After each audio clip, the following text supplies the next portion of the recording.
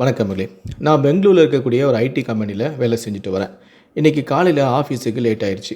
வழக்கமாக நான் பஸ்ஸில் தான் ஆஃபீஸுக்கு போவேன். ஆனால் இன்றைக்கும் நான் பஸ்ஸில் போனால் இன்னும் லேட் ஆகுமே அப்படின்னு சொல்லிட்டு, சரி இன்றைக்கி ஒரு நாள் நம்ம கார்லேயே போயிடலாம் அப்படின்னு சொல்லி உப்பர் வண்டியை நான் புக் பண்ணேன். நான் புக் பண்ண கொஞ்சம் நேரத்திலேயே ஒரு 65லேருந்து ஒரு 70 வயது மதிக்கத்தக்க ஒருத்தர் தான் அந்த உப்பர் வண்டியை ஓட்டிகிட்டு வந்தார். என் முன்னாடி நின்றுட்டு குட் மார்னிங் சார் அப்படின்னு சொன்னார்.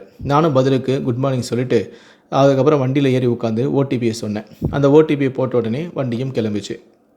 வழக்கமாக நான் இந்த மாதிரி என்னைக்காவது ஒரு நாள் தான் இந்த மாதிரி நான் ஊப்பர் வண்டியில் போவேன்.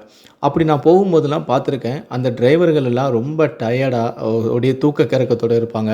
ஒழுங்காகவே நீட்டாகவே இருக்க மாட்டாங்க. ஆனால் இந்த நபர் பார்க்கறதுக்கு ரொம்ப வித்தியாசமாக இருந்தார். அவர் நீட்டாக அந்த ட்ரெஸ் எல்லாம் அயர்ன் பண்ணி ரொம்ப நேர்த்தியாக இருந்தார். அது மட்டும் இல்லை, பார்க்கறதுக்கு ரொம்ப ஆக்டிவாக இருந்தார். இப்படிப்பட்ட ஒருத்தரை நான் இது வரைக்கும் பார்த்தது இல்லையே அப்படின்னு சொல்லிட்டு அவர்கிட்ட எனக்கு பேசணும்னு தோணுச்சு. நானே பேச்சு கொடுத்தேன். சார் என்ன சார் காலையில் சாப்பிட்டீங்களா அப்படின்னு கேட்டேன். ஆமாம் தம்பி, நான் இப்போ தான் என் ஒய்ஃப் கையால் சாப்பிட்டுட்டு இப்போ தான் வந்துக்கிட்டு இருக்கேன் அப்படின்னு சொன்னார். உடனே நான் சொன்னேன், சார் உங்களை நான் கேட்குறேன், நீங்கள் தப்பாக எடுத்துக்கக்கூடாது அப்படின்னு சொன்னேன். சொல்லுங்கள் தம்பி என்னார். உங்களை பார்த்தா எனக்கு டிரைவர் மாதிரியே தெரியலையே அப்படின்னு கேட்டேன். உடனே அவரும் ஆமாம் தம்பி, எப்படி கண்டுபிடிச்சிங்கன்னு கேட்டார். இல்லை சார், பெரும்பாலும் நான் இந்த மாதிரி ஓலா ஊப்பர் டிரைவர்கள்லாம் பார்க்கும்போது அவங்க ரொம்ப டயர்டாக இருப்பாங்க. ஆனால் நீங்கள் அப்படி இல்லை, ரொம்ப நேர்த்தியாக உடை போட்டிருக்கீங்க, அதுவும் அயர்ன் பண்ணி ஷர்ட் போட்டிருக்கீங்க. இது எனக்கு ரொம்ப வியப்பாக இருந்துச்சு, அதனால தான் கேட்டேன் அப்படின்னு சொன்னார்.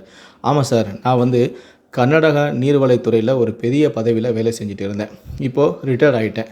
பையன் ஆஸ்திரேலியாவில் செட்டில் ஆகிட்டான், பொண்ணு ஜெர்மனியில் செட்டில் ஆகிட்டா.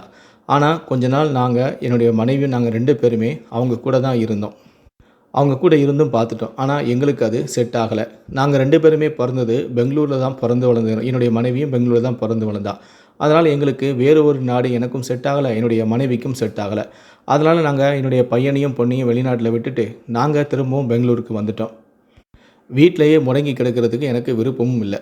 அதனால் டைம் பாஸுக்கு காலையில் பிரேக்ஃபாஸ்ட்டை முடிச்சுட்டு மனைவிக்கு மருந்து எல்லாத்தையும் கொடுத்துட்டு அப்படியே வண்டியை எடுத்துகிட்டு ஒரு 9 மணிலேருந்து 12 மணி வரைக்கும் கார் ஓட்டுவேன். நிறைய மனிதர்களை நான் பார்ப்பேன், நிறைய பேர்கிட்ட நான் பேசுவேன், நிறைய விஷயங்களையும் தெரிஞ்சுப்பேன். சரியாக ஒரு 10:30க்கு ஒரு காஃபி, கரெக்டாக 1 மணிக்கெல்லாம் என்னுடைய வீட்டுக்கு நான் போயிடுவேன். என்னுடைய மனைவி எனக்காக சமைச்சு வச்சுருப்பா. நான் போயிட்டு அந்த சமைச்சு முடிச்சதை சாப்பிட்டுட்டு ஒரு குட்டியாக ஒரு தூக்கத்தையும் போடுவேன். அப்புறம் மாலையில் என்னுடைய மனைவியை அழைச்சிக்கிட்டு கொஞ்சம் தூரமாக இருக்கக்கூடிய பார்க்குக்கு நானும் என்னுடைய மனைவியும் ஒரு டிரைவ் போய் அந்த பார்க்கில் ஒரு ரவுண்ட் அடிப்போம்.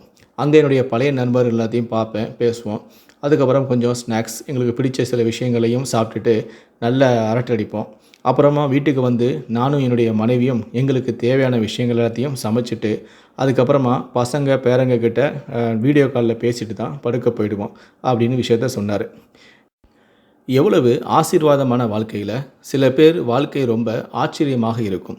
வயசானாலே தனியாக தான் இருக்கணும். இப்படி வயசான காலத்தில் நம்ம குழந்தைங்க நம்மளை விட்டுட்டு தூரமாக இருக்காங்களேன்னு நினச்சி கவலைப்படாமல் வாழ்க்கையை அதன் போக்கிலே வாழும் இந்த நபர்கள் நிச்சயமாக தன்னம்பிக்கையின் நாகயம்தான்.